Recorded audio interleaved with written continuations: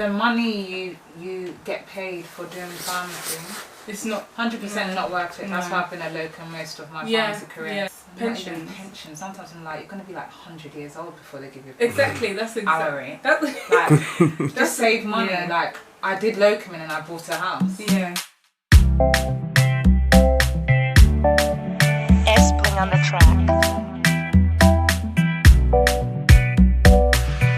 So this is Nina. Hiya. And I'm Ora, obviously. Thank you so much for coming. So I wanted us to kind of talk a little bit about locuming, which we've already started speaking about. But yeah, I wanted to kind of speak on locuming, the benefits of it, the cons of it, but also to give an insight to up and coming pharmacists, because a lot of people do want to jump. I know a lot of juniors who I've met who've just qualified and they're like, oh, I'm ready to jump ship, but don't want to do this band 6 life or whatever.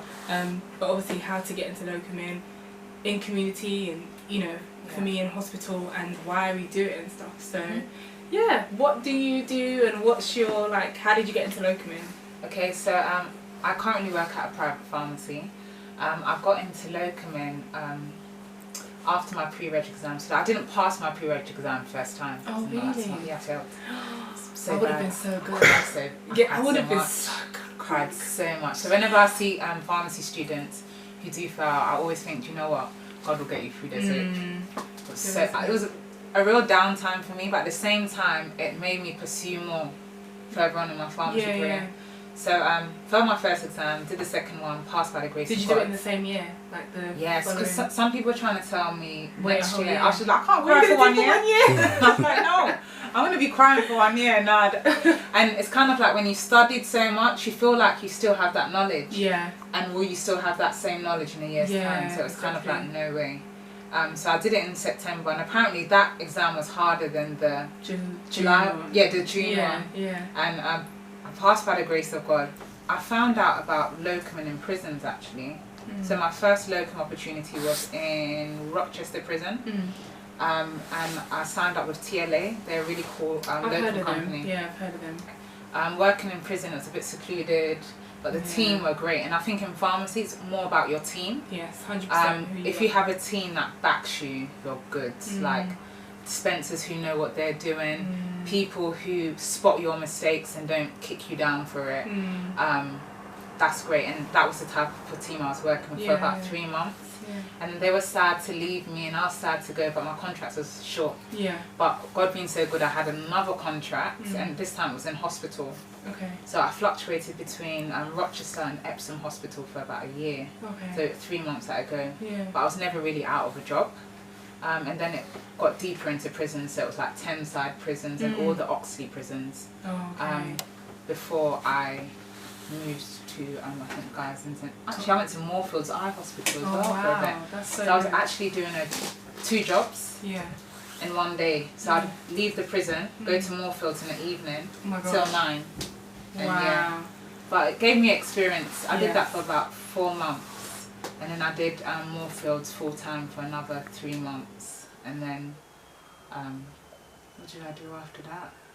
Guys and St. Thomas's. Yeah. It was interesting in Guys and St. Thomas's. Yeah, I can imagine. Because the teams, the teams in pharmacy were quite good, but obviously I was not working with the pharmacy team. I was working with 2 A&Ps, 1 lead surgeon, and then they would have junior doctors. So instead of were you a prescriber already at so instead of having many junior doctors, they had 1 prescriber and say 2 junior doctors. And you and the junior doctors would prescribe and run around in the ward. So you'd be doing the same things as an F1. Yeah, that's really good, because I think one of the things that so I've obviously I locum as well in hospital, and I've been doing it for about 1.5 years now, and I've just gone. So where I am now is where I done my junior training. And one of the things the senior pharmacist said to me on the first day was, "Oh, you've just gone and got loads of like experience on on your CV." And I think you mentioned about just getting loads of different. Yeah, locum gives you that flexibility of. You do feel like sometimes you've been thrown into the deep end, but sometimes I think you don't learn much just being in the same place or being comfortable. Yes. Even though you're dealing with people's lives, there's always someone there. Hopefully your team cares, So they will guide you through. Yeah. And there's people you look up to. Yeah, so, exactly. And you're always given, like, I think most places will give you someone to shadow. Or like a mentor. Because last year, when I started just working in general medicine, which was just normal for me. I was used to it and stuff. But then when that contract, it didn't come to an end, I actually exited it because it was just like something else came up, like a more senior role. But that role was really short because I didn't like the hospital and stuff like that. So then a mental health role came up, and I was like, I've never done mental health before. Don't know anything about mental health drugs because they're so like specialist. And when I got there the first day, the chief pharmacist was actually like, oh, you know, you're just gonna learn. And I was like, I hope I don't kill anyone. I hope I don't make mistakes. But as you said, like, you do learn. You learn on the job, and it helps you to just, I guess, as you said, like, get more experience and exposure to different things. I see people who stay in jobs for like 7, 8, 9 and you don't even like it. That's the thing. Why would you stay? But it's convenience as well, isn't it? And it's the whole comfortability. Is it convenient? No. For me, I can't bear it. If I don't like something, same. I have to go. But then there's that thing of, like, I think a lot of people stay in places or stay in, like, thinking of pharmacy roles because it's near home. I know the team. I've worked there. I know the systems. It's comfort. It's kind of like trapping yourself there. I think sometimes you have to explore, and pharmacy, we're in demand. Do you get what I mean? It's kind of like you might have to travel far, but you'll get the experience. 100%. And I think that with everything there's a sacrifice. So it might be close to home, you want to stay there, you can stay there, and sometimes when you stay, they don't really appreciate, they do appreciate you being there, but then they don't see. It's kind of like you don't see what you have till you're gone. So when you're gone, it's like everybody's calling you, oh my god, we miss you so much. The other person's not like you. And it's kind of like, sorry. But you see growth in yourself as well. And I think it's more of seeking growth for yourself.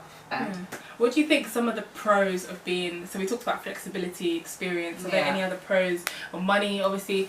I think people shouldn't get with the money thing. I think, as you said, the money is great.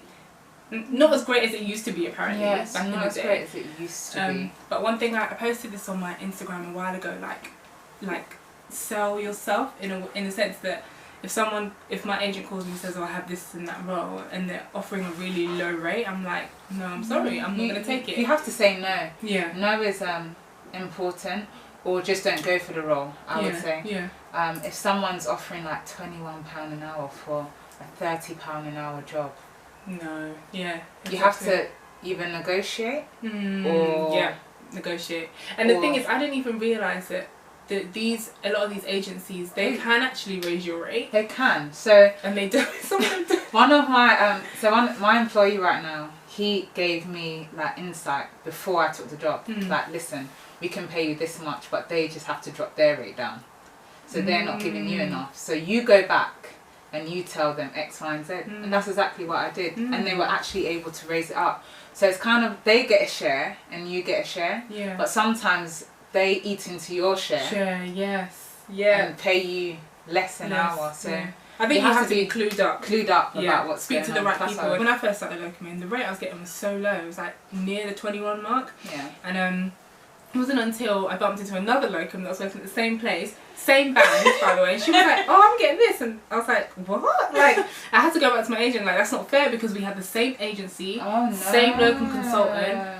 Like, that's why they do a trick as well. They tell you not to discuss your rate with anyone. Because they know what they're doing. I think the same goes for permanent jobs, because I was in a permanent job just last year before I moved to this one. And it's the biggest mistake of my life. I don't think I'll do a permanent job. Yeah, I don't think I'll go back to permanent. GP.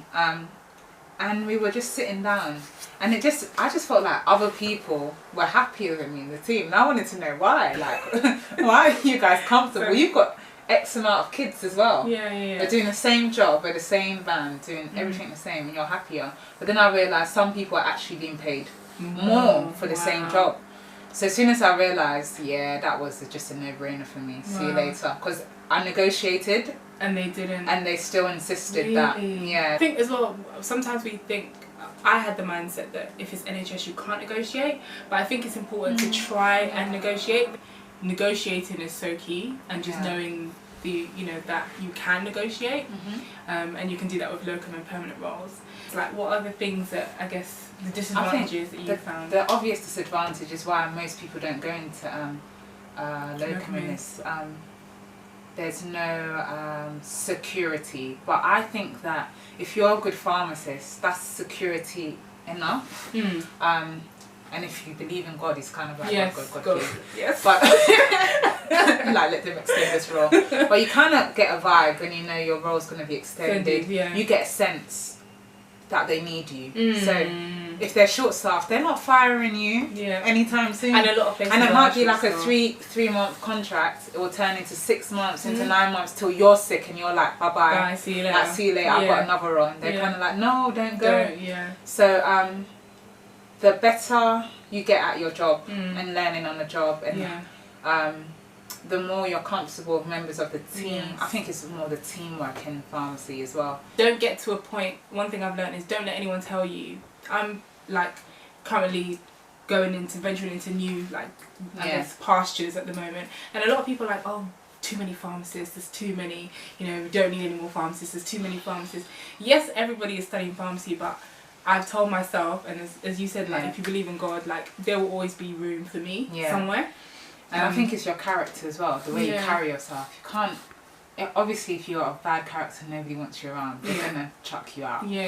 But if you're good to the least in a team, like, you'll get along with everybody. Everyone, So, and knowing what you're there to do, because you're still there to help people, save lives, give better suggestions when you go, have new ideas. It's no different from any other job. If there's something that you can see, oh, there's a flaw here, do you have a better idea? There's most jobs that I've gone into, and it's kind of like, oh, especially the role that I took up in one of the hospitals, because I was the first independent prescriber, they wanted me to write like SOPs. And it's kind of like, okay, I might have been doing it for free, but to be honest, I actually liked it because it gave me a thing like, oh, in the future, say if I wanted to set up a business, this is something I'd have to put in place.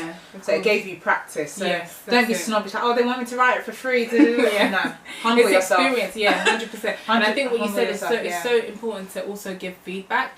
Like the hospital I just worked at, I don't know if like anyone who follows me would have seen that I like showed part of a letter that I wrote them, and it wasn't I wasn't writing it to make them feel like, oh, your hospital's rubbish, but I saw a lot of bad practice, and I'm someone who I really believe that I stand for clinical excellence. It doesn't have to be perfect, but these are people's lives. Think of like, if God forbid a family member was in hospital, I would want them to receive such and such care. So giving them feedback on, this is what I've seen in other places, not saying like, oh, I saw St. Thomas's do that, you need to do that, not naming, not that whole African comparison that a lot of African this place is better. I'm going back. Not in that way, but kind of like, oh, I think that you could restructure your team in some sort of way, I think that also makes them understand that actually you were not just there to make money, because I think a lot of people think locums are just there to just some people have that view like, oh my god, I'm going to get that money. But I think even as you become a locum, you kind of, I think it gives you your worth, number one, but it doesn't let you just settle for the money, because after a while the money is there, cool, but then you start thinking, oh, what can I do next? Like, in terms of growth. Because you get so bored, sometimes the money doesn't matter how much they pay you. It's kind of like, do you know what? This is dead. I need to grow. Like, I can't do this for another year. But I guess it also depends on the character type you have. Some people are fine, just fine, so long as they're, making this amount of money, it's close to home, they're fine. But I think it's always good to stretch yourself. I'm not saying every year do something new, but every 2 to 3 years, oh, what's next? 100%. Or what's next? Or plan ahead, especially for girls. And I've realised a lot of women are in pharmacy. And it's kind of like, you can do it part-time, that's why. But plan ahead. Do you still want to be in pharmacy? Do you want to go to another area of pharmacy or another area of health? Do you want to do admin in the department of pharmacy? Like, you really need to plan ahead, like, in terms of what you want to do. I think especially obviously as a locum as well. There is a wisdom to locuming, because I think some people, like, you've got to have a plan. Obviously, you can't just be like, I think you do need to, I know some people like to say that, oh, they want to do their accounting themselves and stuff. If you're clued up, 100% go for it. But I do have someone who does my accounting for me, who advises me on how to work out my taxes. You have to have a plan in terms of saving. You don't have to be too stingy and not spend on yourself. At the same time, I think with locum and what it does, it just gives you that bit of flexibility. Because I don't think you earn that much more than anybody else. It's just that you have that much more to spend at a go. Yes, 100%. Yeah. So like when you're working, you're like restricted. It's like control. You earn this 1-2 a month, and you're paying student loan this much, and it's like they've worked it out for you. But how about maybe this month you wanna spend a bit more, and the next month you're not gonna spend anything at all. Do you get what I mean? It allows you to have that flexibility. Yeah, have that flexibility. We really talked about loads of things like taxes, obviously making sure that you get your taxes. No, because that will come back and back. You'll be even shocked. Sometimes like, you'll see the bill. I think it was in January, so because I locum in hospital full time, and then I do community on the weekend sometimes. Okay, wow. And I've done at the moment I'm doing 6 days. I'm tired. I just told my boss like no. But yeah, my accountant done my taxes, and I was like, no, this can't be right. Like, it was so much. I was like, this is not. And he was like, I'm sorry, that's what it is, kind of thing. So I think, yeah, as you said, it's important to just get someone if you know you can't do it yourself. And get someone who would advise you as well, because sometimes you can spend in some areas and bring your taxes so that it's reasonable.